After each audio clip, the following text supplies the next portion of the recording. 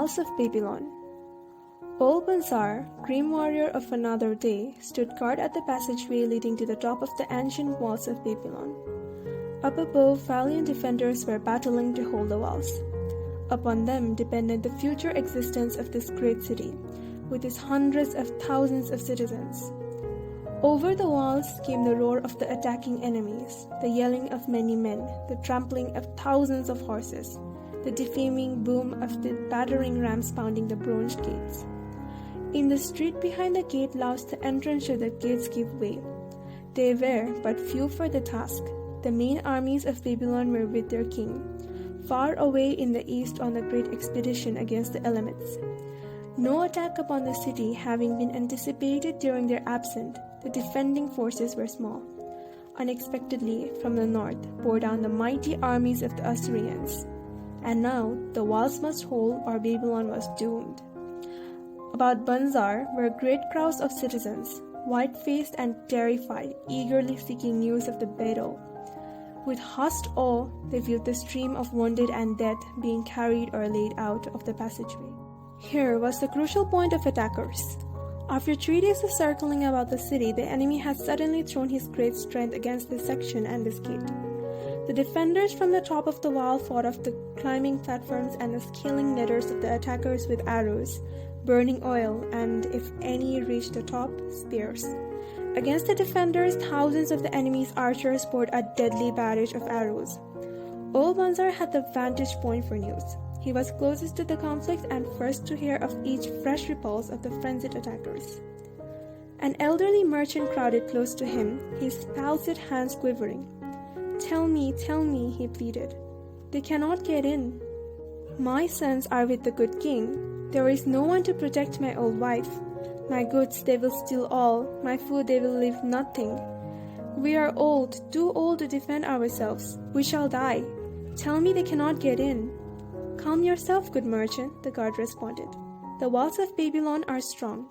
Go back to the bazaar and tell your wife that the walls will protect you and all of your possessions as safely as they protect the rich treasures of the king. Keep close to the walls, lest the arrows flying over strike you. A woman with a baby in arms took the old man's place as he withdrew.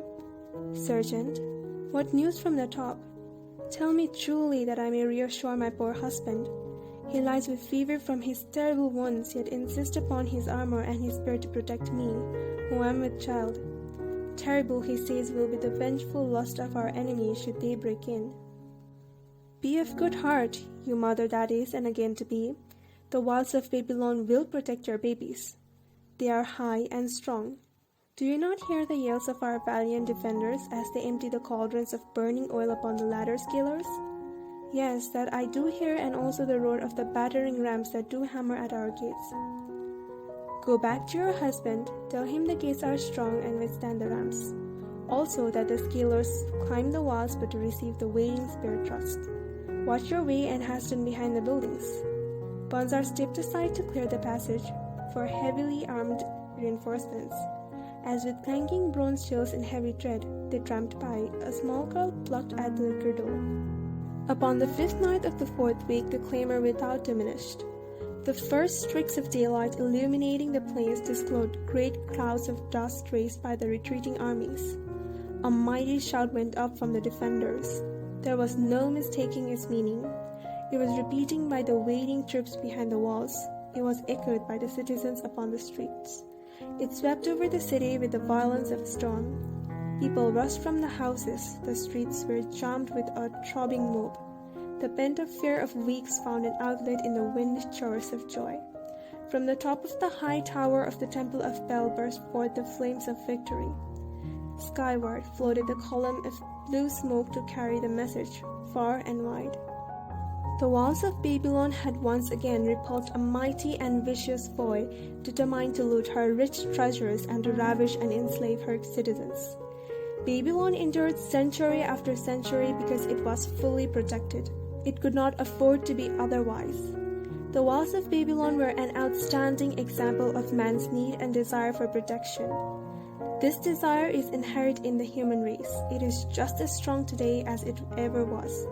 But we have developed broader and better plans to accomplish the same purpose. In this stay behind the impregnable walls of insurance, saving accounts, and dependable investments, we can guard ourselves against the unexpected tragedies that may enter any door and seat themselves before any fireside. We cannot afford to be without adequate protection.